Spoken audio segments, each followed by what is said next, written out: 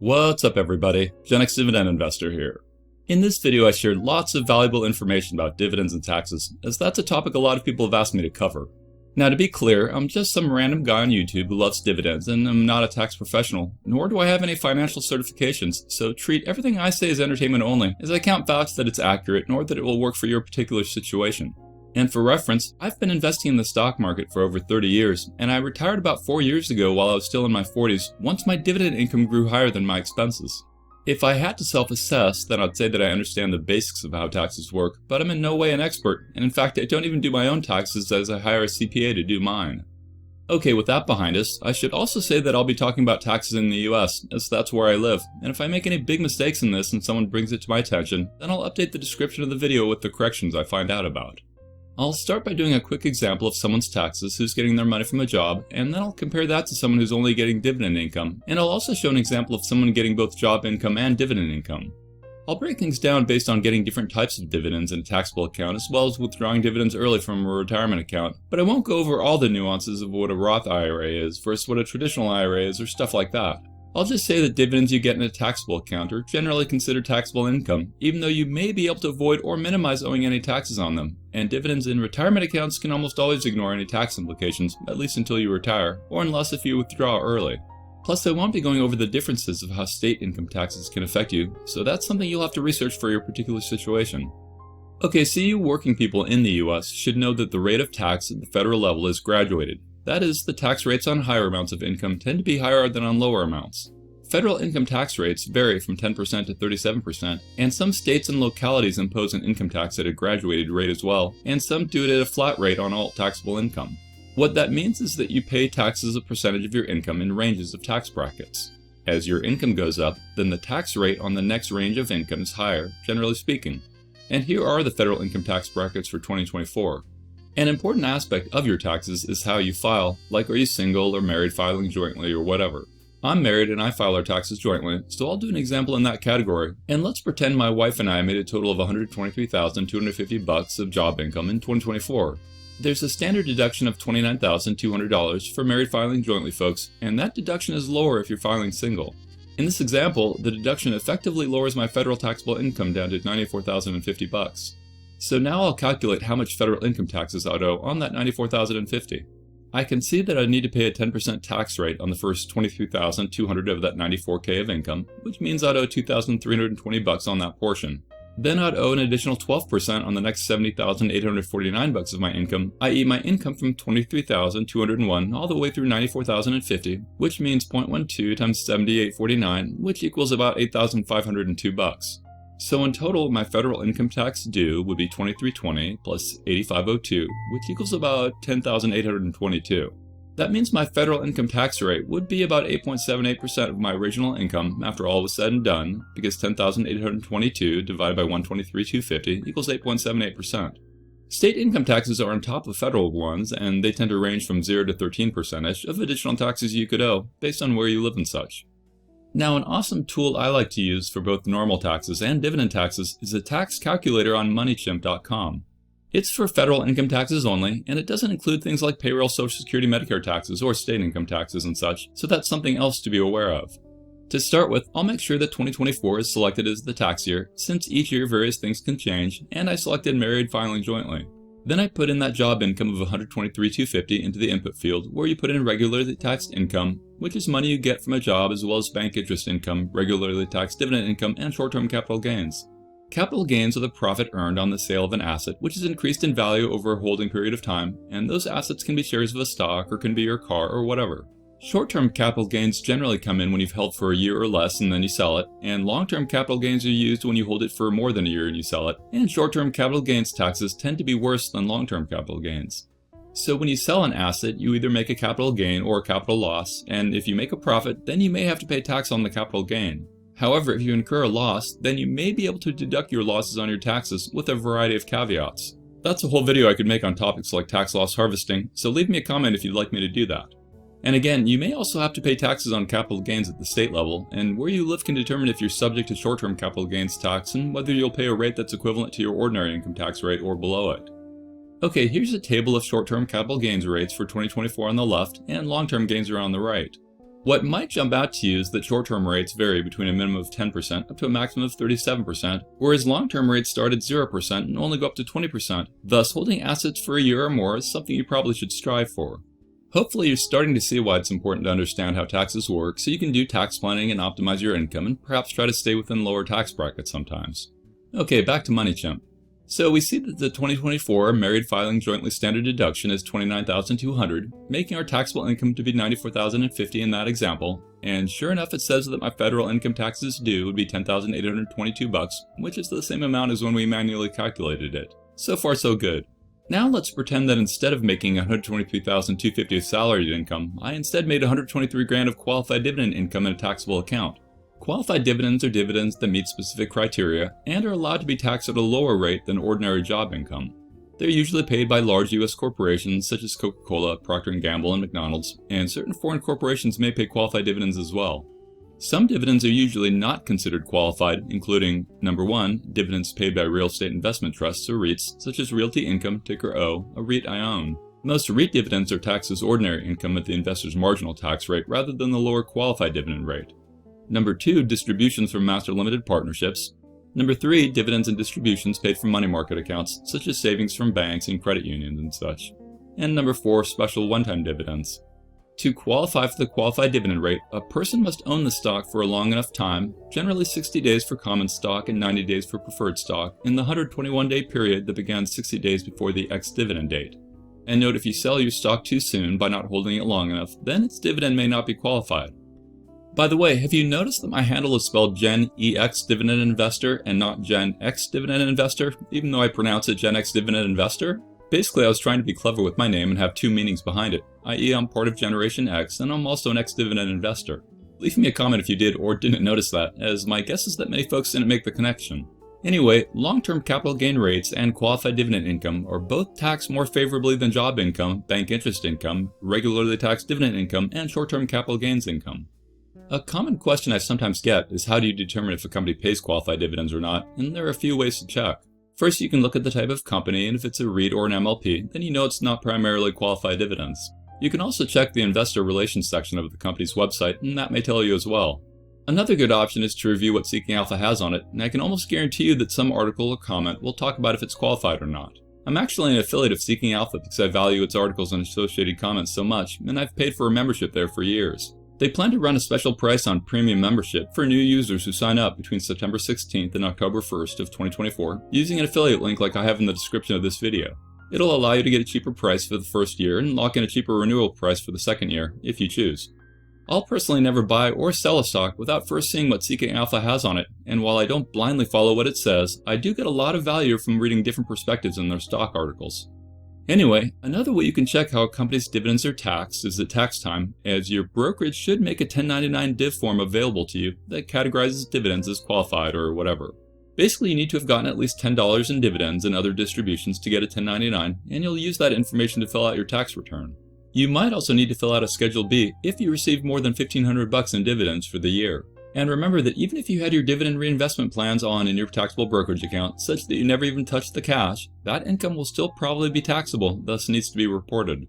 And you also need to report dividends from investments you sold during the year in a taxable account. Unfortunately, Uncle Sam wants a piece of every pie, including all the pies that my Realty Income has at its grocery store tenants. And speaking of Realty Income, let's talk a bit more about REITs, as they're kind of unique in that their dividends are usually mostly ordinary, but may also have some percentage that is qualified and some percentage that is classified as return of capital, or ROC. I'll talk more about ROC in a moment.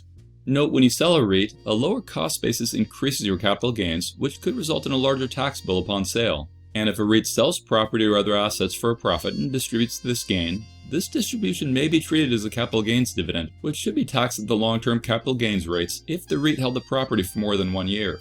So as an example, let's say you receive a $1,000 dividend from a REIT.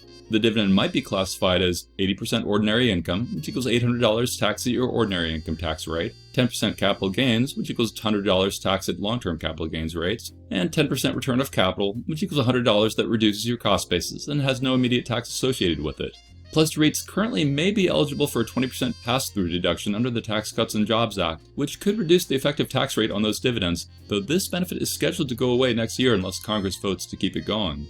By the way, Realty Income actually pays monthly dividends rather than the more normal quarterly ones, and I hold the vast majority of my Realty Income position in my retirement accounts, so that as their dividends come in, I don't have to pay any taxes on them.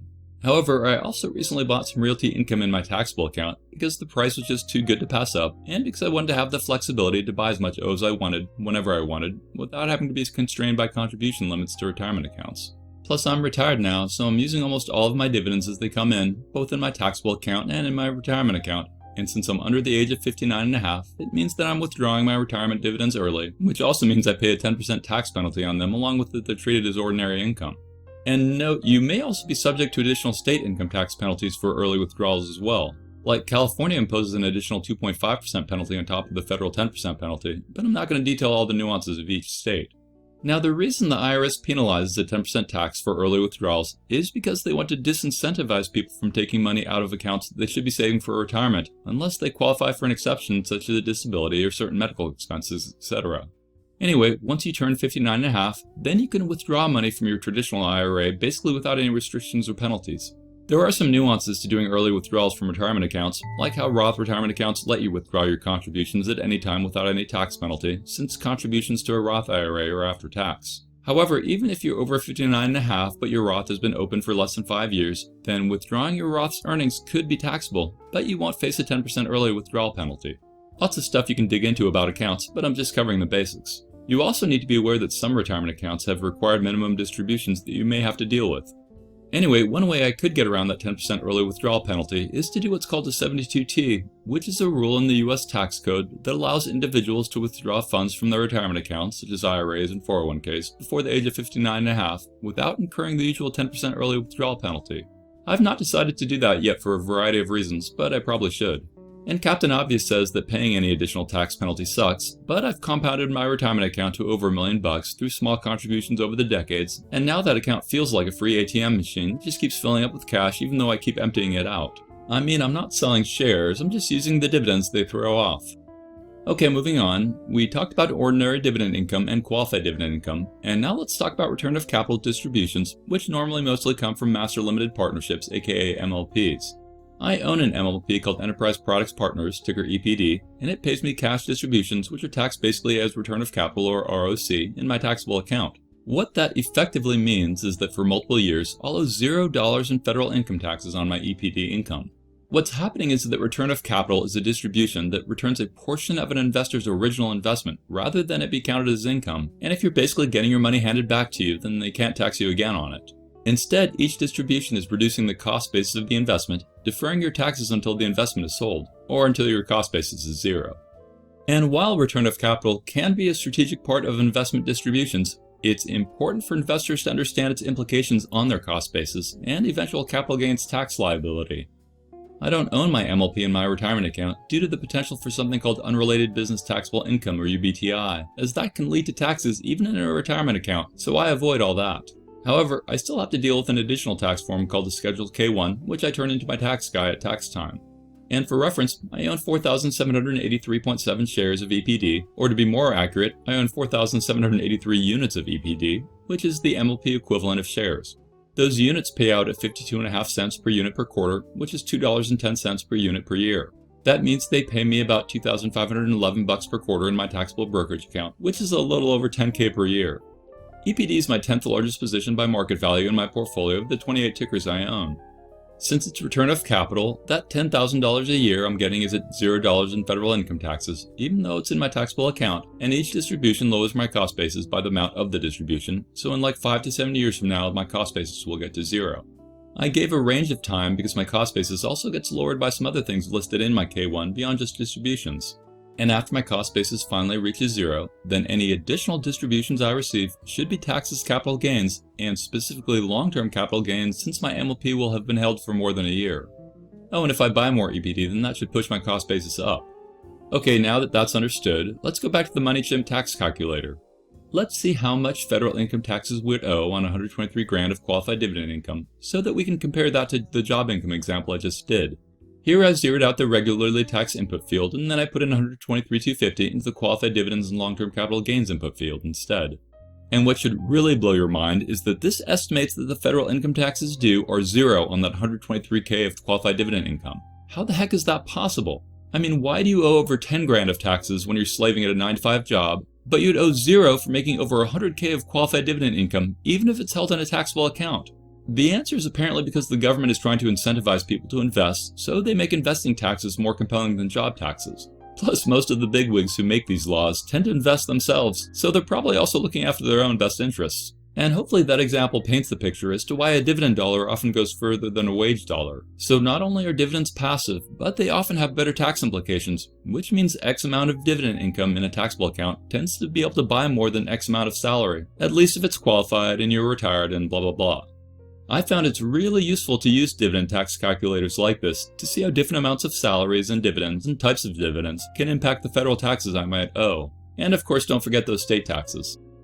Now, something you gotta be aware of is that if you do have job income, like most non-retired folks do, then you gotta be aware that you'll probably owe taxes on dividends you get in a taxable account. Take a look at what I mean.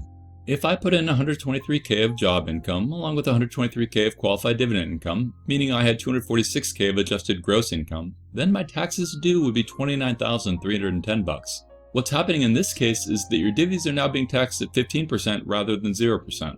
Basically, since the income is between 94 grand and 583 grand for married couples filing jointly, then that means the 15% federal income tax rate is in full force. At least that's how I understand it. And 15% of 123K of qualified dividends equals $18,488 of federal income taxes due, added to the $10,822 of job income taxes we already had, taking the total to $29,310 of federal income taxes, as this tax calculator shows.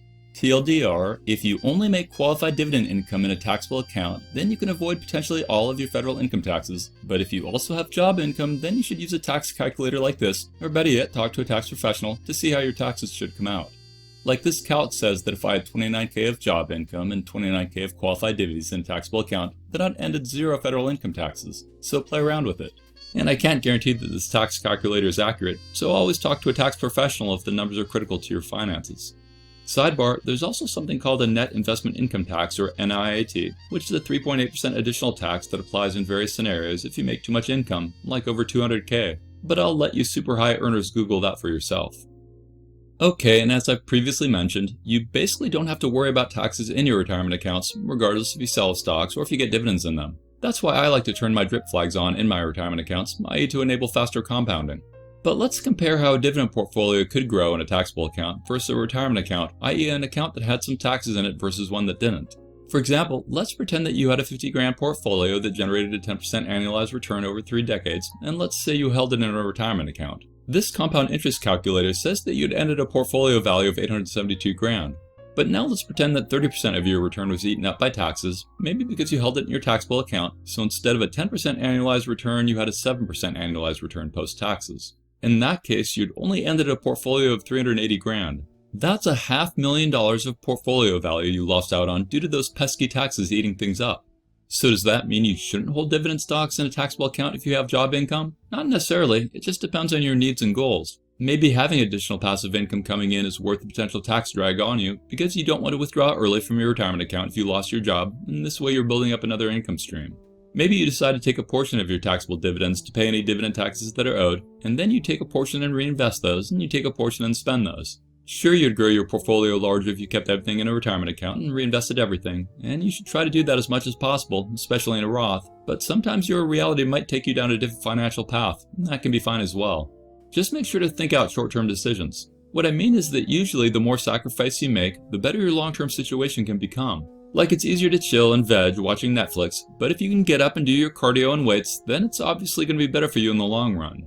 And at some point, the pain of not doing it becomes greater than the pain of doing it. I.e., the older you get, you realize that the pain you'll feel from not investing is bigger than the pain of actually investing, which means you're not spending that money on things you might want in the short term. Or the pain of not working out becomes bigger than the pain of working out, so you finally get off your butt and hit the gym. Okay, back to taxes for a moment. Another common question you may have is how are dividend ETFs taxed in a taxable account? Well, ETFs in a taxable account should pay out based on the underlying tickers that make up that ETF, and or based on if the managers do things like options and such. Normally the dividends from ETFs you get paid are ordinary or qualified, and your ETF provider should specify what theirs are. Sometimes ETFs will purposely only hold tickers that are all qualifiable, so they'll avoid REITs or MLPs or whatever. I have a few ETFs in my portfolio. Like one I have is SCHD, and it doesn't own any REITs or MLPs in it. The actual SCHD prospectus says that dividends and capital gains distributions received from the fund will generally be taxable as ordinary income or capital gains unless you're investing through a tax advantage account. One observation I've had is that some brokerage online transaction histories might show SCHD as ordinary dividends, but my 1099 shows it as qualified, so again I want to stress that you should talk to a tax professional rather than rely on YouTube videos, at least if the amount matters to you. Another observation is that SCHD has a decently high turnover percentage due to buying and selling stocks to align to its algorithm, and higher turnover can mean higher transaction costs, which I believe can mean higher taxes if held in a taxable account, so that's something else you might be hit with. Note, you also have to have held your ETF long enough to meet the qualified time requirement. Also, qualified dividends, whether they're ETFs or not, are a subset of ordinary dividends, so when you get your 1099, they should list your total ordinary dividends in box 1A, which seemingly includes qualified dividends, and then they list the amount that are only qualified dividends in box 1B. At least that's how I understand it. And the reason I keep saying talk to a tax professional is because the US tax code is literally thousands of pages long, so don't take what I'm saying as accurate advice. Okay, let's continue. I personally also hold DIVO and JEPQ ETFs in my portfolio, specifically in my retirement accounts, as they're income ETFs, which are often relatively tax inefficient vehicles. DIVO's website Amplify shows you the breakdown of how much of their distribution was considered ordinary versus qualified versus something else, and the fact that it wasn't 100% qualified was part of why I kept it in my retirement account. That doesn't mean you need to, it's just what I do. Beyond dividends and distributions, you can also sell an ETF, in which case any gains will be taxed based on how long you owned it and your income. So for your ETFs held for more than a year, then that means you probably owe long-term capital gains taxes. Note, you might also invest in mutual funds, and they sometimes are considered less tax efficient as compared to ETFs, as ETFs and taxable often generate less tax liabilities because mutual fund managers often are constantly rebalancing their fund by selling securities to accommodate shareholder redemptions or to reallocate assets. The sale of securities within the mutual fund portfolio creates capital gains for the shareholders, even for shareholders who may have an unrealized loss on the overall mutual fund investment. In contrast, an ETF manager accommodates investment inflows and outflows by creating or redeeming creation units, which are baskets of assets that approximate the entirety of the ETF investment exposure. As a result, the investor usually is not exposed to capital gains on any individual security in the underlying structure. There's more nuance to it, including that mutual fund managers have some tax advantages they can utilize, but you can look into that on your own. Now, another question you might be wondering about are taxes on international dividend stocks. The TLDR is that many foreign countries withhold a portion of dividend payments, typically 15 to 30%, as a tax. U.S. investors are often able to claim a foreign tax credit or deduction on their U.S. tax return to offset this withholding. Foreign dividends may still be taxed at either ordinary income or qualified dividend rates, depending on whether the foreign company qualifies under IRS rules. You may also pay some small fees to process your dividends. If you're interested in foreign divvies, then I recommend you watch a video I did called European Dividend Aristocrats, where I dive into more of those details. I personally hold a British company in my taxable account because we have a special tax treaty with the Brits, so I can ignore the international withholding stuff. I also hold a Canadian company in my retirement account because holding Canadian tickers in retirement accounts avoids the international withholding taxes I'd otherwise have to deal with. Another question I sometimes get is for people in or near retirement, and they ask if there's an order that makes sense to withdraw from their accounts. Well, in my opinion, you generally want to withdraw from your taxable account first, then your tax-deferred account, and then your tax-free account, in order to maximize the amount of money you'll have. Which kind of makes sense because the more money you're getting, the more you get pushed into higher tax brackets. And a reason to withdraw from your Roth last is so that you can let it compound as long as possible. Sure, taking money from your Roth first can feel good, but you're ending the compounding early, so try to let your Roth IRA or your 401k or whatever compound as long as you can. Note, you might also want to look into Roth conversions to further optimize your long-term taxes. Plus, don't forget that some of you may have Social Security and such to deal with and factor into your tax planning. Finally, there can also be tax implications when it comes to wills and trusts and estate plans and gifting and stuff like that, i.e. ways to optimize what your significant others can get in terms of your portfolio. Leave me a comment if you'd like me to do a video on those topics. Anyway, to summarize some key points, we have ordinary dividends that are often taxed at ordinary income tax rates of 10% to 37%. We have qualified dividends that are taxed at preferred long-term capital gains rates of 0, 15, or 20%. We have foreign dividends which may be subject to foreign withholding tax with potential tax credits available. We have REITs and MLP distributions, where REITs are generally taxed as ordinary income, and MLPs are taxed as return of capital or capital gains. We have dividends in tax-advantaged retirement accounts, i.e. no current taxation in traditional or Roth IRAs, and tax-deferred or tax-free depending on the account type. And there's something called a NIIT, which is an additional 3.8% tax on dividends for high-income earners. Bottom line, understanding the type of dividend and its tax treatment and such can help your investments and tax strategy more efficiently. And I strongly encourage you to join my free dividend Discord if you made it to this part of the video, as I have a channel dedicated to USA tax talk and another channel for taxes outside the USA, not to mention other channels about dividend investing and blah blah blah. And I recommend you watch a video I did called The Biggest Risk to Dividends, as that ties nicely into the video you just watched. If you got any value from this video, then I'd really appreciate it if you hit the thumbs up button, subscribe if you haven't yet, and click that bell notification, as all that really helps my videos. Now I'd like to shout out Hayden, who recently signed up as a Patreon aristocrat.